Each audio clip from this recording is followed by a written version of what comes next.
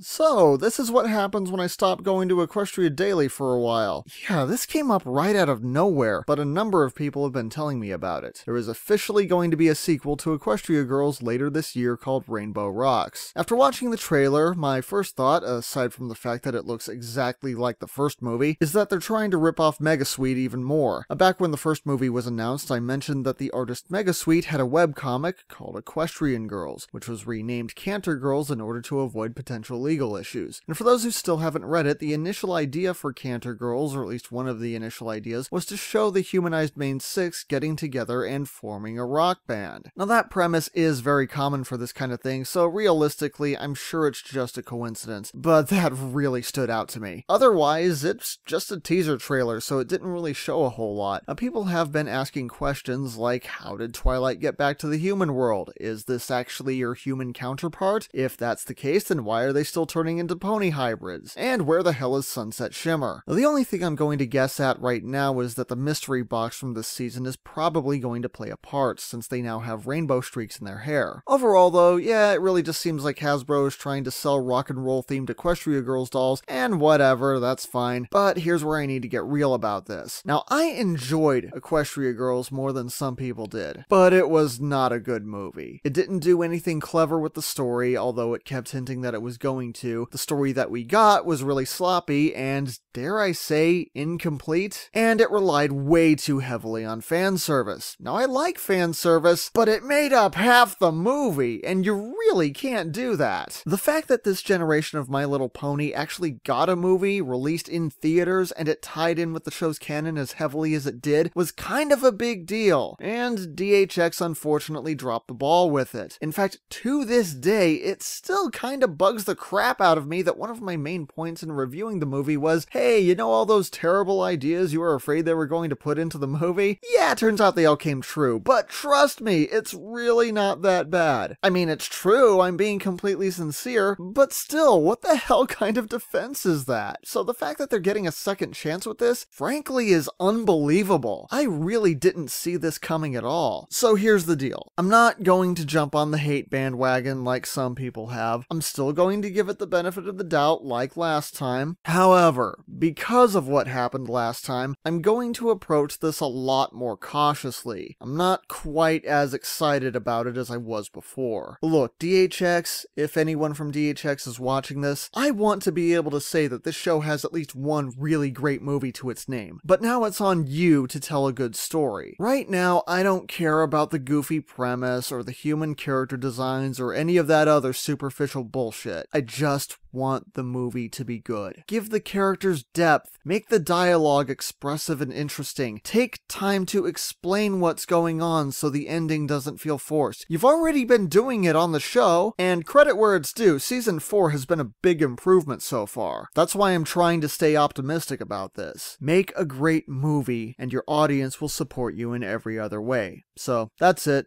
Let's see what happens.